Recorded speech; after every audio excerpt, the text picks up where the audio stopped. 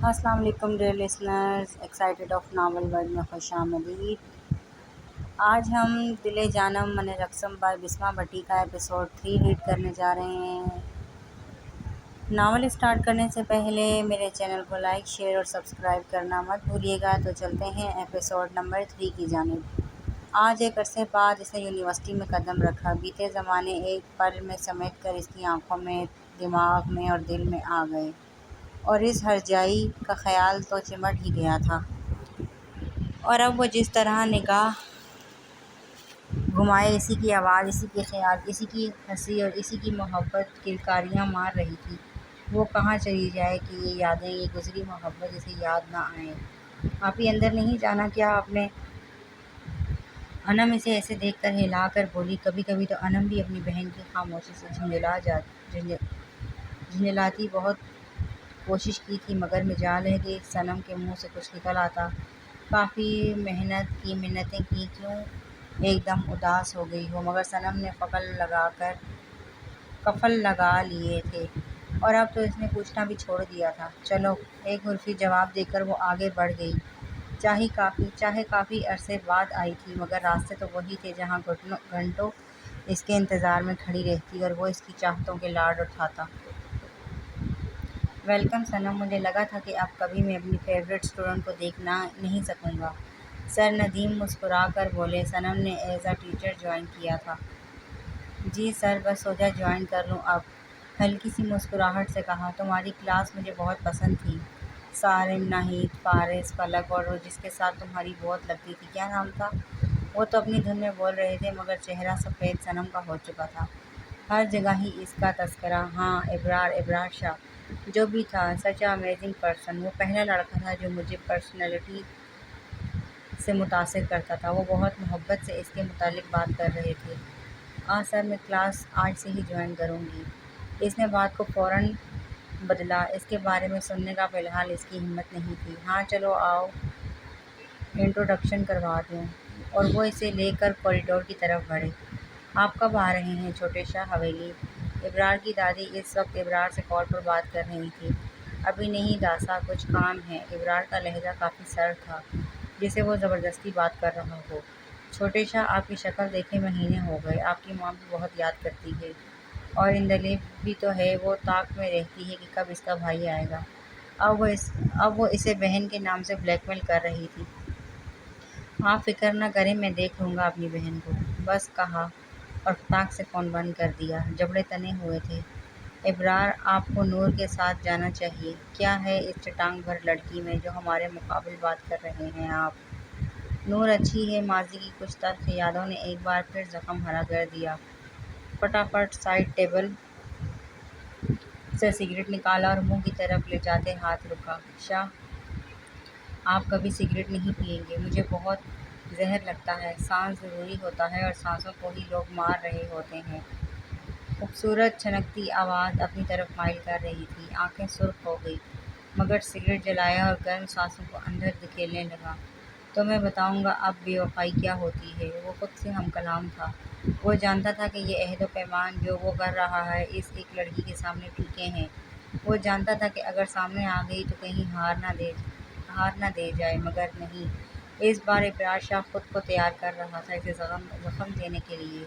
جس نے اس پر یقین نہ کیا، جس نے اس کی محبت جو اس رات دھوکہ کہا۔ چل یار میرے ساتھ، مجھے مال جانا ہے۔ سارے موبائل استعمال کرتا ہوا اندر داخل ہوا، اور ابرار شاہ کا یادوں کا تسلسل ٹوٹا۔ میرا جانا ضروری ہے کیا؟ ابرار کا بالکل دل نہیں تھا جانے کو۔ ہاں، کچھ نگین کی برتھ ڈے پر گفٹ دینا ہے، اس کے لیے بھی جانا ہے، اور کچھ جیم کے لیے نیو ٹی شرٹس لینی ہیں۔ ابھی بھی نہ جانے کیا کھوج رہا تھا، اور مجھے کیوں گھسیٹ رہا ہے؟ ابرار کو طیش آ رہا تھا کہ موبائل میں گھس کر صحیح بات نہیں کر رہا۔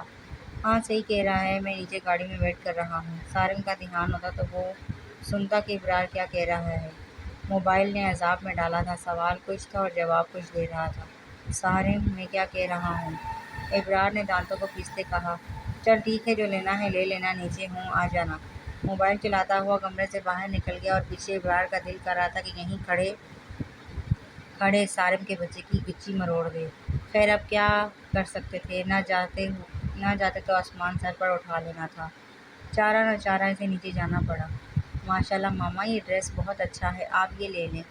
سیما اور اس کی امی اس ٹائم شاپنگ کے لیے آئی ہوئی تھیں، اور ایک ڈریس جو رجب بیگم نے اپنے لیے نکلوایا تھا، اس پر سیما نے تبصرہ کیا، ہاں مجھے بھی پسند رہا ہے، چلے بھائی یہ پیک کر دیں۔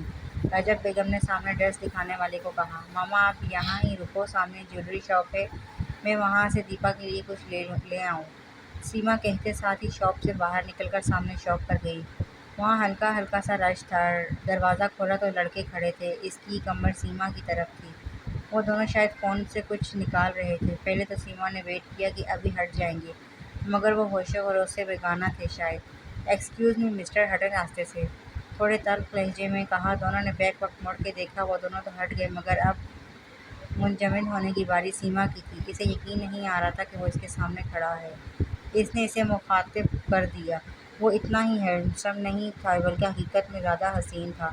کرسٹل گرے آنکھیں، بھورے بال جو کہ نفاست سے سیٹ کیے گئے تھے، بلیک جینز اور گرے ہوڈی پہنے، ہلکی داڑھی کے ساتھ گھنی تاؤدار مونچھیں، کیا غضب ڈھا رہا تھا۔ سیما کو اپنی آنکھوں پر ٹوٹ کر پیار آیا کہ آج انہوں نے اسے دیکھا تھا۔ وہ دونوں لڑکوں میں سے ایک پلٹا اور وہیں جس کو دیکھ کر سانسیں تھم گئی تھیں، دھڑکنوں کا تسلسل بندھا۔ حسن ہوشربا کیے ایک سحرا تھا وہ، اور کون ہو سکتا تھا اس کے دل میں رہنے والا سحر نگر کا شہزادہ، جو دنیا کی نظر میں عام تھا، اس کی نظر میں بس وہی تھا۔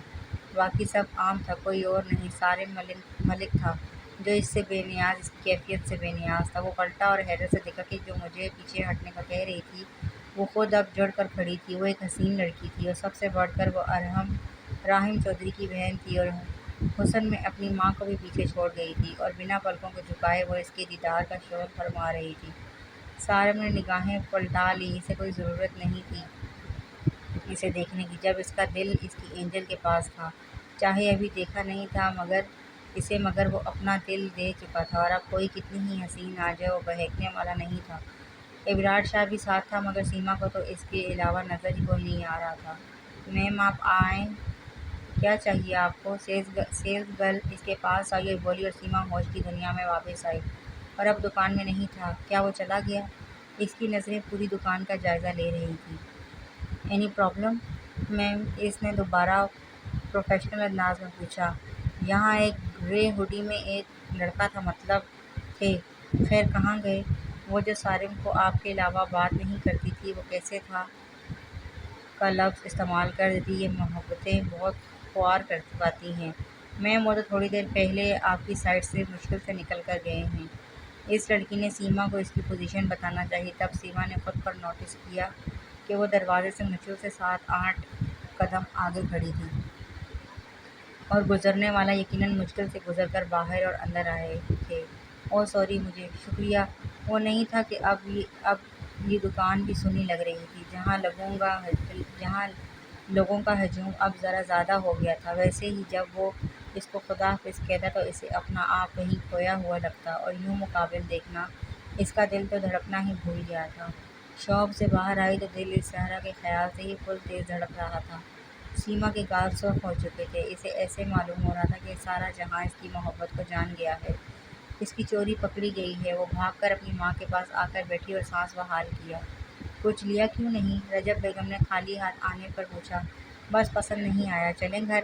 اب اس کی حالت سوال و جواب کی نہیں تھی۔ وہ اپنے کمرے کو جو مس کر رہی تھی، جہاں وہ بیڈ پر بیٹھ کر یا بالکنی میں کھڑے ہو کر گھنٹوں اس کی یاد میں گزارنا چاہتی تھی۔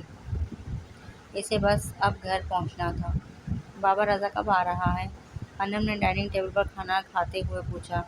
بات ہوئی ہے، اگلے ہفتے آ رہا ہے۔ وہ تو بہت خوش ہے صنم کے رشتے کا سن کر، فراز جمالی نے مسکرا کر بتایا۔ اوہ واو، انم ایکسائٹیڈ تھی کافی۔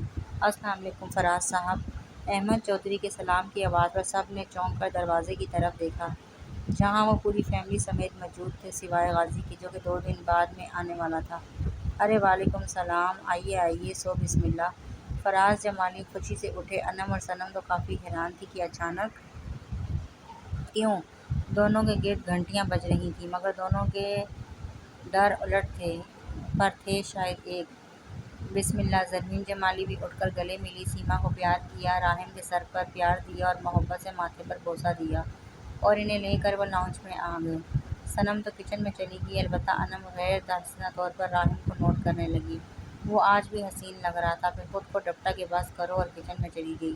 جب صنم اور انم کھانے پینے کا سامان لے کر آئی تو سب ہلکی پھلکی باتیں کر رہے تھے، کبھی پالیٹکس تو کبھی بزنس۔ ارے فراز، ساری باتیں چھوڑو، ہم تم سے کچھ مانگنے آئے ہیں۔ احمد چودھری نے فوراً مدعے کی بات کرنا چاہیے۔ میرے بس میں ہو تو ضرور، تم حکم کرو، فراز جمالی نے خوش دلی سے کہا۔ البتہ راحم سر جھکا چکا تھا۔ سب اب احمد چودھری کی بات کے لیے بے چین تھے۔ یار، ہم چاہتے ہیں کہ راحم اور صنم کا اگلے جمعے کو نکاح کر دیا جائے۔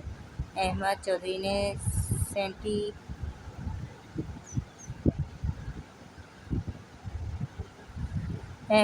نے سیسا اونڈیلا تھا صنم اور انم کے کانوں میں۔ انم سب کچھ سمجھتے ہوئے بھی راحم کی فیلنگز کو دل سے نہیں نکال پا رہی تھی۔ کتنا وہ روئی تھی سجدے میں کہ اس کی بہن کا منگیتر ہے اور وہ جو سوچ رہی ہے گناہ کبیرہ ہے۔ خبر تو شوق دینے والی تھی، مگر شاید انم دل کو سمجھا کر مسکرا لیتی، مگر صنم اس کا کیا جس کا سانس بس اس خبر کو سننے کے بعد بند ہو چکا تھا۔ کیسے فیس کرے گی سب؟ کیسے گھر والوں کو بتائے گی کہ وہ کسی کی منقوہہ ہے؟ کیسے بتائے گی کہ تکلیف ہوتی ہے جب اپنا نام کسی نامحرم سے جڑتے دیکھتی ہے؟ وہ کیا کرے گی؟ وہ کہاں ہے جس نے اسے اس دلدل میں دھکیل دیا ہے؟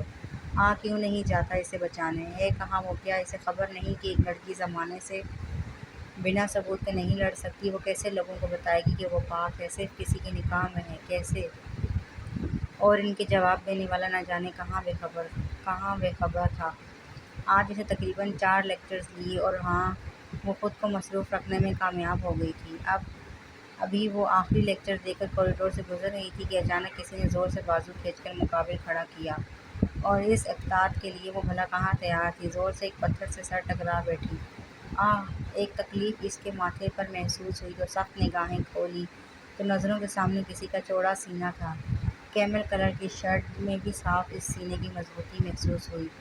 جب محسوس ہوا کہ ایک مرد ہے، پورے تیوروں سے سر اٹھایا کہ اگلے بندے کا قتل کر دے۔ کہ اس کی اتنی جرات کہ وہ صنم ابرار کو ہاتھ لگائے، مگر سامنے کے شخص نے آنکھیں چکرا دی۔ وہ سپاٹ چہرہ مگر طنزیہ مسکراتی آنکھوں سے اس کے بازو کو دبوچے کھڑا تھا۔ صنم کو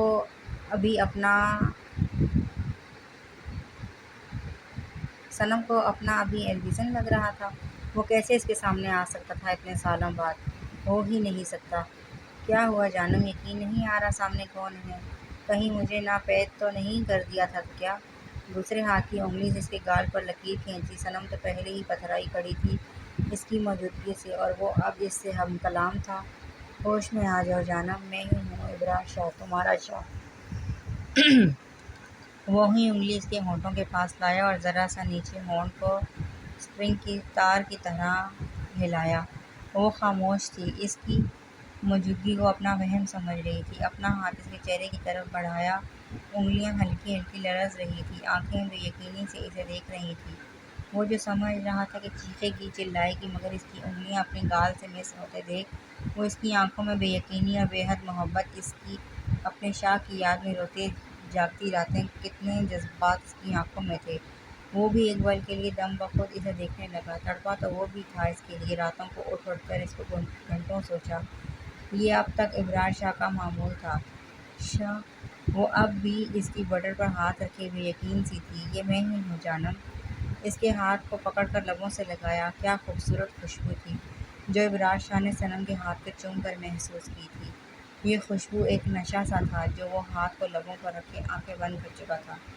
اچانک یہ فسون خیز لمحہ چناک سے ٹوٹا جب صنم نے بے دردی سے ہاتھ کھینچا۔ وہ سمجھ گئی تھی کہ یہ وہم نہیں، خواب نہیں، کوئی خیال نہیں، بلکہ سچ میں ابرار شاہ اس کے سامنے کھڑا ہے۔ حقیقت میں آنکھوں میں نفرت ابھر آئی۔ ابرار نے آئی برو اچکائی اور استزادیہ ہنسا کہ وہ غلط سمجھ رہا تھا کہ وہ اسے اب بھی بے پناہ محبت کرتی ہے، مگر وہ غلط تھا۔ میرے سامنے آنے کی ہمت کیسے ہوئی؟ وہ غصیلے لہجے میں بولی۔ کیوں، تم نے مجھے مس نہیں کیا جانم؟ وہ دوبارہ اس کا بازو کھینچ کر قریب کر گیا۔ اس کوریڈور میں حیرت تھی کہ کوئی گزر ہی نہیں رہا تھا اب تک۔ بکواس نہیں، تمہیں کیوں سوچوں میں؟ تم جیسے دھوکے باز کو میں سوچنا اپنی توہین سمجھتی ہوں؟ آنسو لڑک کر گال پر گرا۔ وہ مزاحمت کر رہی تھی مگر وہ ساکت کھڑا، اس کو دبوچے محسوس ہو رہا تھا۔ تبھی میں کہوں کہ نکاح پر نکاح کیا جا رہا ہے؟ وہ کافی مزہ لے کر بولا۔ وہ جو اپنا بازو چھڑوانے میں ہلکان ہو رہی تھی ایک دم رک گئی۔ اسے نہیں معلوم تھا کہ وہ جانتا ہے سب نہیں میرا اس میں کوئی عمل وہ بے دہانی میں اپنی محبت کی صفائی دینے لگی تھی کہ ایک دم یاد آیا کہ اس کے سامنے کون ہے، ایک بے وفا حسن پرست شخص۔ وہ اپنے لفظ سی گئی۔ ابرار نے آئیبرو جھکائی۔ تو کس کا عمل دخل ہے؟ اس کا نام کیا ہے بتاؤ؟ اب ابرار شاہ کی آواز تلخ ہوئی۔ تمہیں اس سے کوئی سروکار نہیں، اس نے پوری جان سے دھکا دے کر خود کو آزاد کروایا۔ اچھا ہوا تم خود آ گئے، مجھے آزاد کرو ابھی کے ابھی۔ وہ پورے غصے سے چیخے۔ اس وقت دونوں کے دماغ میں نہیں تھا کہ وہ کہاں کھڑے ہیں۔ اچھا تو یہ بات ہے۔ وہ اس کی بات پر محظوظ ہوا، پھر ایک دم بپھرے شیر کی طرح خود کے قریب کیا اور کمر پر اپنی لوہے جیسی انگلیاں چبھا دی۔ صنم کو ایسا لگا جیسے کمر کے گرد سخت رسی باندھ دی گئی ہو اور زور لگا کر کسا جا رہا ہو۔ تکلیف کی شدت اس کے جسم میں سرسرایت کر گئی۔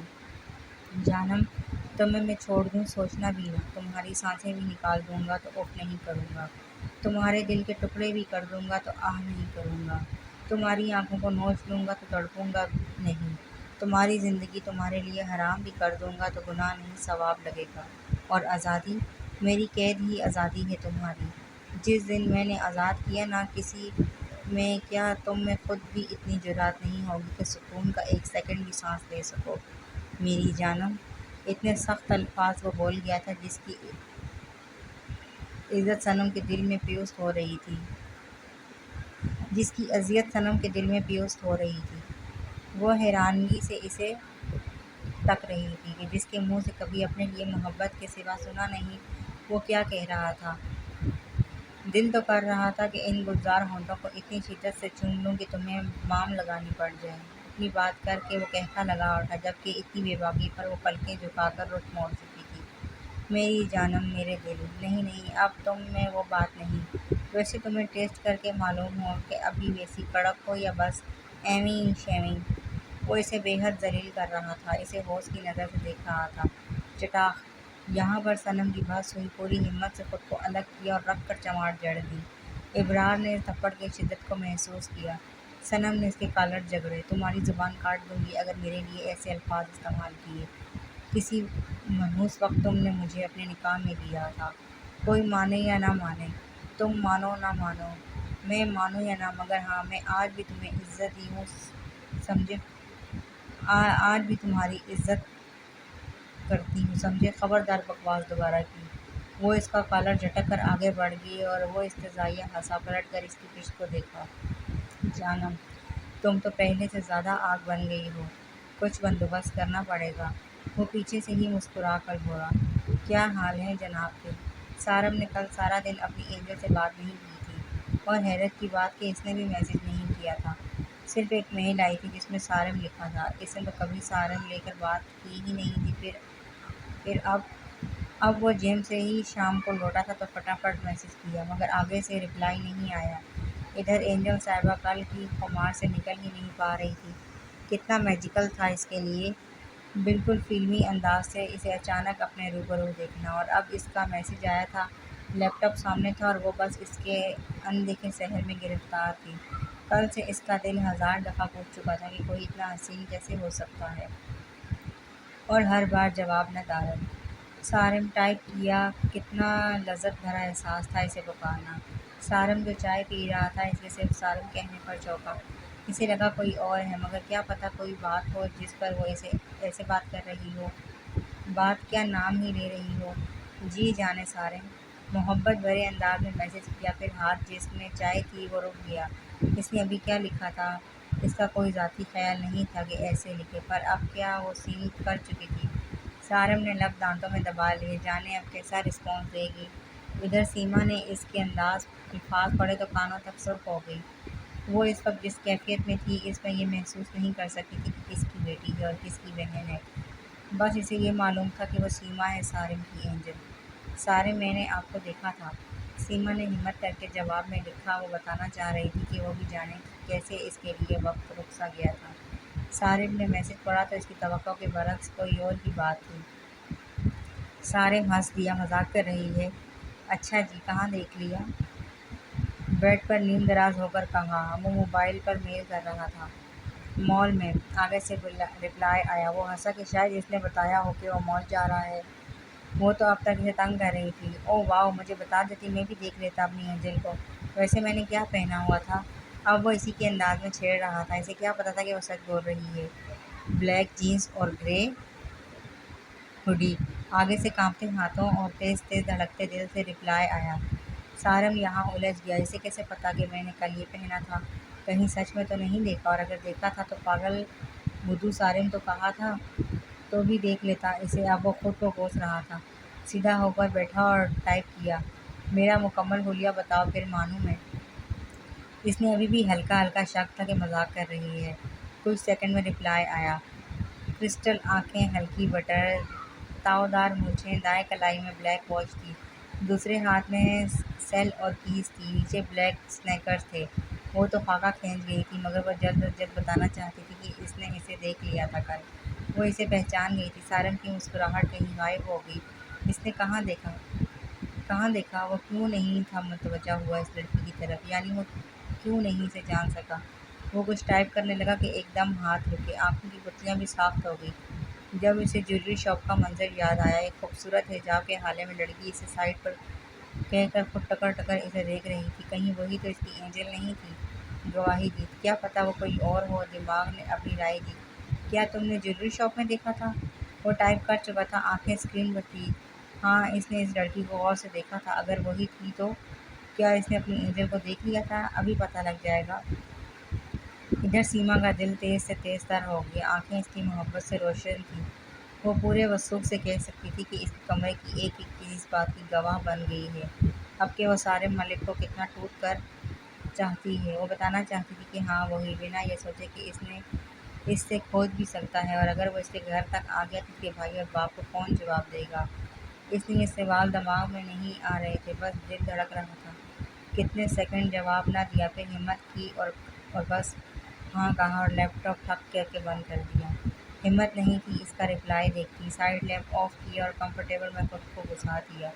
وہ اپنی اس وقت کی حالت سے بہت خوف محسوس کر رہی تھی۔ رپلائی نہیں تھا، نہ جانے وہ کوئی فریز تھا جس نے سارم ملک کو صاف کر دیا تھا۔ مطلب وہ جو اسے دیکھ رہی تھی وہ اس کی اینجل تھی۔ اس نے اپنی اینجل کو دیکھ لیا اور پھر اس کے پاس سے ایسے گزر کے کہیں اس لڑکی سے ٹچ نہ کر جائے۔ وہ تو اس کی اینجل تھی، وہ تو سوچ سے بھی زیادہ حسین تھی۔ میسج کر کے رپلائی کی ہمت نہیں تھی۔ وہ گرنے کے انداز سے بیڈ پر لیٹا، آنکھیں پنکھے پر مسکول تھیں۔ جو تھا تو ساخت، لیکن ایسے لگ رہا تھا نومبر کے اس مہینے میں وہ بنا چلے پنکھا پوری جان سے چل رہا ہے۔ وہ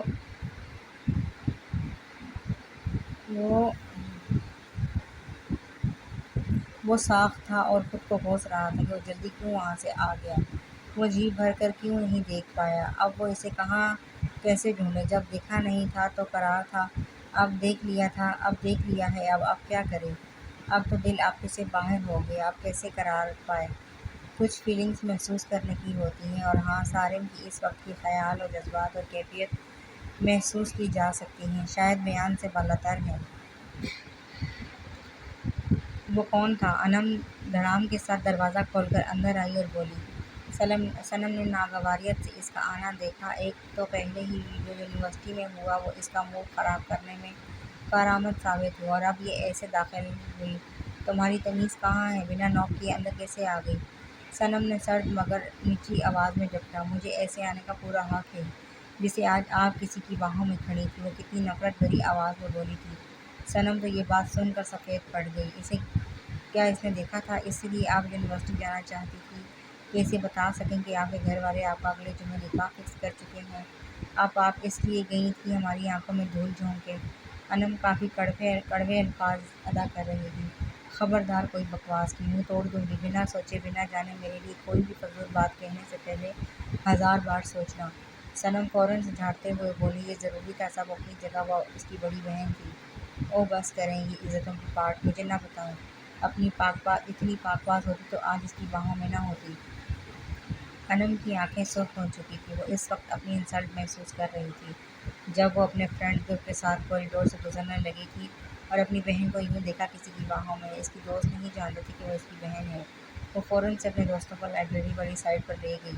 میں نے کہا زبان کو سنبھالو، ضروری نہیں کہ میرا کوئی افیئر ہو، کوئی بھی مجھے ہراس بھی تو کر سکتا ہے۔ وہ سمجھ نہیں پا رہی تھی کہ اپنی بہن کو کن الفاظ سے مطمئن کرے۔ او ہاں، ہراس کا انداز دیکھو، کمر سے پکڑ کر چہرے کے نزدیک مسکرا کر کیا جا رہا ہے، اور آپ مہمان خاموشی سے صاف اس کی آنکھوں میں دیکھ رہی ہیں۔ واہ واہ، کیا کمال کا آپ ہراس ہوئی ہیں۔ انم کو تو اپنی بہن کا یہ رخ دیکھ کر بہت حیرت ہوئی۔ شکر ہے دروازہ بند تھا، ورنہ ان کی آوازوں سے ان کے والدین اوپر آ سکتے تھے۔ میں کہہ رہی ہوں اپنی زبان سے وہ بات نکالو جو ابھی صنم کے الفاظ منہ میں ہی تھے کہ انم نے ایسے ایکٹ کیا جیسے کچھ چونکا دینے والی بات یاد آئی ہو۔ صنم خود بخود خاموش ہوئی۔ اچھا، تو آپ اسی لیے نکاح کی بات پر برہم ہو گئی تھی؟ انم حیرت و طنز سے بولی۔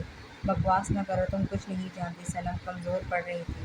بالکل میں نہیں جانتی ہوں، کیسے جانوں گی؟ آپ کیوں بتائیں گی؟ وہ کون تھا جس کے ساتھ نہ جانے کب سے آپ؟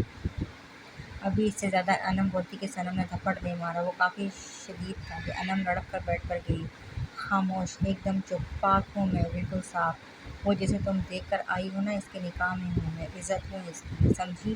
پاک ہوں بالکل میں، اور آئندہ بکواس کی تو منہ نوچ لوں گی۔ وہ غصے میں پھٹ پڑی تھی، جسم لرزنے لگا تھا، اور انم جھٹکوں کی زد میں تھی۔ اس کی بہن کسی کے نکاح میں؟ مگر کب اور کب سے؟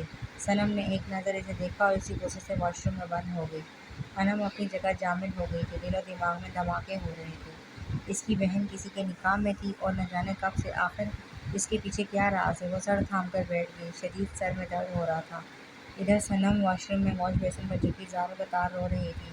اس کی بس ہو گئی تھی، اکیلے سہتے سہتے بس ہو گئی تھی، اور جیسے وہ آج آیا اس کی زندگی عذاب سے کم نہیں لگ رہی تھی۔ آپ ہی باہر آئیں، بات کریں مجھ سے۔ اتنے میں دروازے پر نوک ہوئی۔ انم کی آواز تھی۔ صنم نے منہ پر چپٹے مارے، خود کو ریلیکس کیا، گہرے سانس لیے۔ اب اسے اپنی بہن کا جواب دہ ہونا تھا۔ سب سے بڑا امتحان ہی کسی کے جواب دہ ہونا ہوتا ہے، اور اب اس کے امتحان میں پہلی صف میں اس کی بہن کھڑی تھی۔ آرام سے دروازہ کھول کر باہر آئی۔ انم ڈریسنگ کے پاس شیشے کی طرف منہ کیے کھڑی تھی، اپنے چہرے پر اچانک کیا گھور رہی تھی۔ صنم واش روم کا دروازہ بند کر کے ساتھ ٹیک لگا کر کھڑی ہو گئی، نظریں فرش پر ٹکی تھی، اپنی ہی بہن سے نظریں ملانے کی ہمت نہیں تھی۔ کب ہوا یہ؟ انم کی کافی گہری آواز آئی۔ وہ اب بھی شیشے کی طرف منہ کیے کھڑی تھی۔ صنم نے گہرا سانس ہوا کے سپرد کیا، اب اس کا امتحان شروع ہو چکا تھا۔ 4 سال پہلے، 7 نومبر کو۔ آواز اب ہر جذبات سے پاک تھی۔ کہاں ہوا؟ اس کی ایک بار پھر سوال ہوا۔ یونیورسٹی میں، ویسے ہی جواب دیا گیا۔ انم کے ماتھے پر شکنیں ابھری، وہ پلٹی اور بازوؤں کو فولڈ کر کے سینے سے لگا لیے، آنکھیں صنم کے چہرے پر گاڑ دی جو اب اس کی طرف ہی دیکھ رہی تھی۔ آپ کی مرضی سے ہوا؟ ایک اور سوال ہوا۔ آواز سرد تھی۔ ہم دونوں کو ہی معلوم نہیں تھا ایسا کچھ ہوگا۔ صنم کی آواز بھی سرد تھی، اس وقت یاد کر کے جب وہ اس کے نکاح میں آئی تھی۔ مجھے بتائیں آپ ہی، یہ کیا ہے سب؟ انم اب چیخی تھی، مگر دب کے، اس سے پہلے کہ وہ اسے جواب دیتی۔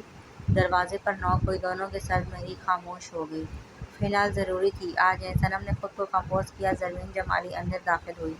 میری بیٹیاں یہاں، میں انہیں پورے گھر میں ڈھونڈ رہی ہوں، انہوں نے مسکرا کر کہا، اور کافی کے کپس سائڈ ٹیبل پر رکھے۔ بس آپ ہی سے بات کر رہی تھی، انم نے مسکرا کر کہا، اور ٹیبل سے کپ اٹھایا۔ ماما آپ مجھے بلا لیتی تو میں آ جاتی آپ کے پاس۔ صنم نے پیار سے اپنی ماں کو گلے لگایا۔ میری بیٹی اب کچھ دن کی مہمان ہے، مجھے خدمتیں کرنے دو۔ زرمین نے لاڈ سے اپنی بیٹی کا گال چوما۔ صنم کی مسکراہٹ مانند پڑ گئی۔ سامنے انم کو دیکھا تو وہ اسے ہی جانتی نظروں سے دیکھ رہی تھی۔ صنم کو وحشت ہوئی اپنی بہن کی نظروں سے، فوراً سے نظریں جھکا دی۔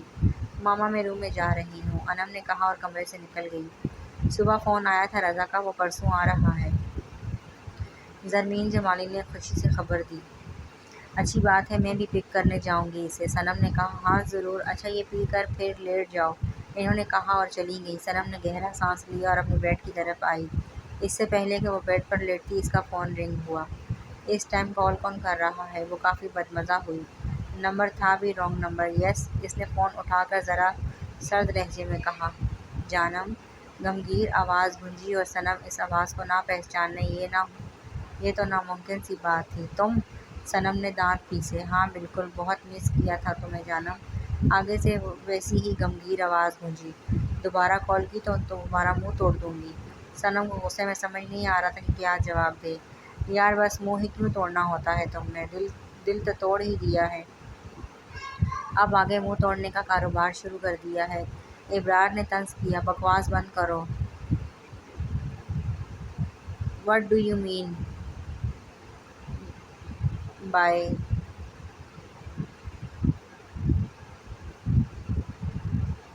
What do you mean by کا بکواس دوبارہ نہ کرنا، اور کون کیا کر چکا ہے وہ بھولا کوئی بھی نہیں مسٹر ابرار شاہ، دانتوں کو پیس کر کہا اور کھٹاک سے فون بند کر دیا۔ نکل کیوں نہیں جاتے میری زندگی سے تم؟ سکون چھین لیا تم نے میرا، اب کیا سانسیں بھی لوگے؟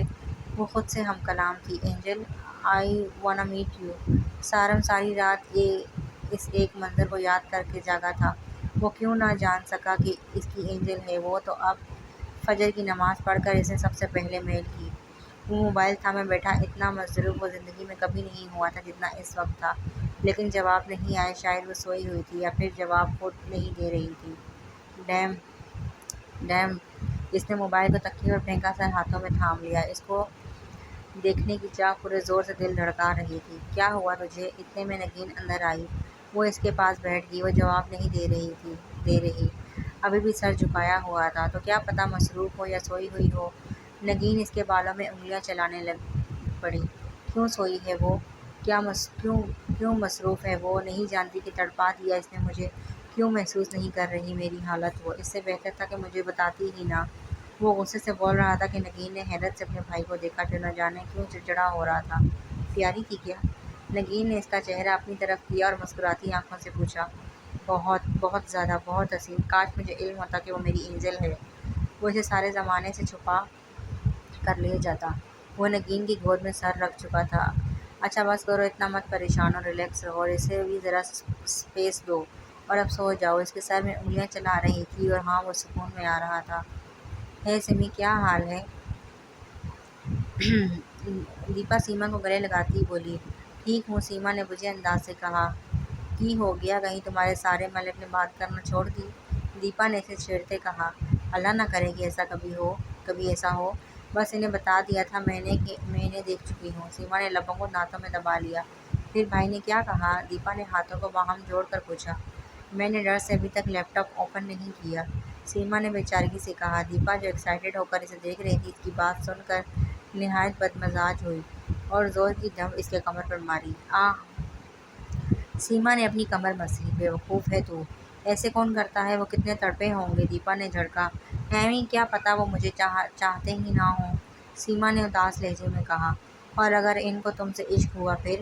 دیپا نے ایک فلسفی کی طرح پتا پھینکا۔ سیما کا دل دھڑک اٹھا۔ بول! دیپا نے ہنس کر کہا۔ چپ کرو، چلو کلاس میں لیٹ ہو رہی ہے، کلاس اب۔ وہ اپنا بیگ اٹھائے کیفے سے باہر آئی۔ سوچنا ضرور، اس سے پہلے کہ تمہیں کوئی اور لے اڑے، دیپا نے ساتھ چلتے کہا۔ سیما نے کان بند کر لیے تھے مگر گال سرخ ہو چکے تھے۔ اگر سچ میں وہ بھی مجھے چاہتے ہوئے پھر؟ اس سے آگے اس کی حالت غیر ہو رہی تھی۔ سر جھٹکا اور کلاس کی اور بڑھ گئی۔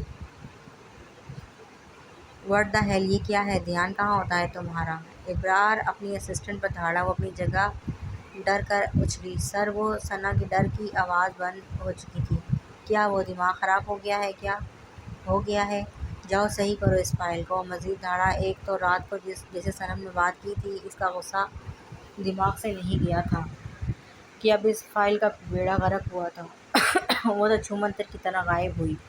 اف اللہ، یہ اتنے توک ٹائپ کیوں ہیں؟ اللہ سارا غصہ صرف مجھ پر کیوں نکالتے ہیں؟ وہ اپنی ٹیبل پر آ کر بیٹھی، آنکھیں پانیوں سے بھر گئی تھیں۔ کہاں برداشت ہوتا ہے اپنے پسندیدہ شخص سے ڈانٹ سننا؟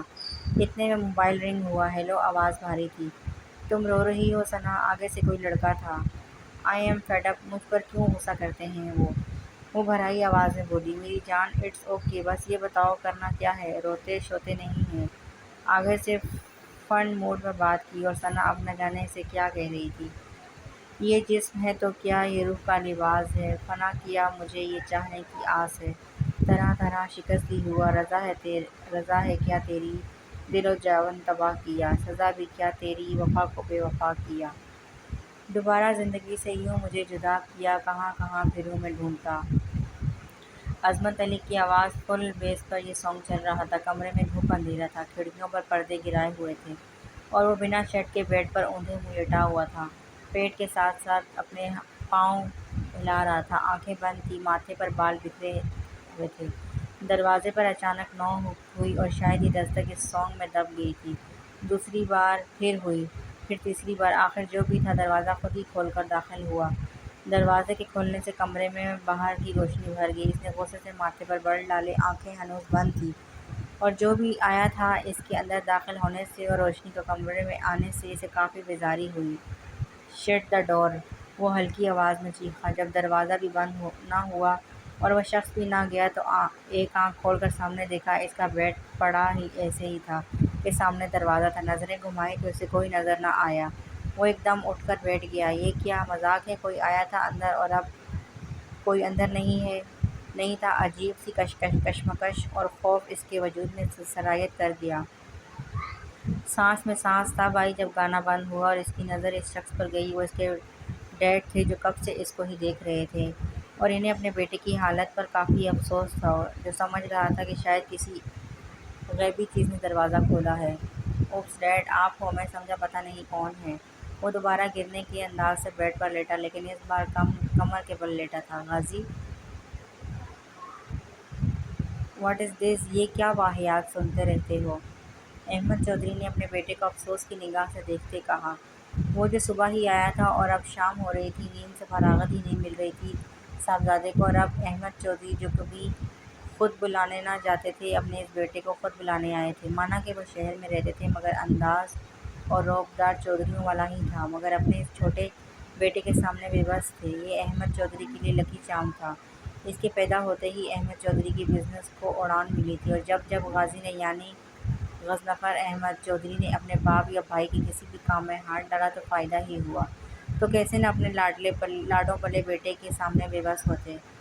راحم تو کافی سنجیدہ اور ڈیسنٹ نیچر کا تھا، مگر غازی شرارتی تھا، اور جب راحم اور سیما مل جاتے تو مجال ہے کہ ان کی شرارتوں سے کوئی بچ پاتا۔ ڈیڈ، دس از ناٹ واہیات، دس از عظمت علی عظمت، سچ اے گریٹ سنگر، وہ اپنے مغربی اسسٹنٹ میں بولا۔ یہ کیا ڈیڈ ڈیڈ لگا رکھی ہے؟ کتنی بار کہا ہے بابا کہا کرو، اور اٹھو، جب سے آئے ہو کمرے میں ہی گھسے ہوئے ہو۔ نیچے آؤ، سیما کب سے ویٹ کر رہی ہے تمہارا، 4 چکر لگا چکی تمہارے کمرے کے، مگر تم تو بڈھی روح کی مانند سوئے پڑے ہو۔ وہ بولی بھی جا رہے تھے اور ساتھ ساتھ کھڑکیوں کے پردے پیچھے کر رہے تھے۔ سائڈ ٹیبل سے تمام سانگ کی ڈسک اٹھا کر دراز کے اندر رکھی اور اسے گھورا جو آنکھیں بند کر چکا تھا، شاید دوبارہ نیند آ گئی تھی، شاید۔ غضنفر احمد چودھری کی روبدار آواز سنی تو وہ تیر کی طرح سیدھا ہو کر بیٹھا۔ وہ جانتا تھا کہ اس کا باپ جب وہ زیادہ غصے میں ہو تو غضنفر کہتے تھے، آپ جائیں، بس شاور لے کر آ رہا ہوں۔ اس نے آنکھوں کو زبردستی کھولتے کہا، نہیں، میرے ساتھ چلو، مجھے تم پر یقین نہیں۔ احمد چودھری نے اسے بازو سے پکڑا تو اس نے بہت ہی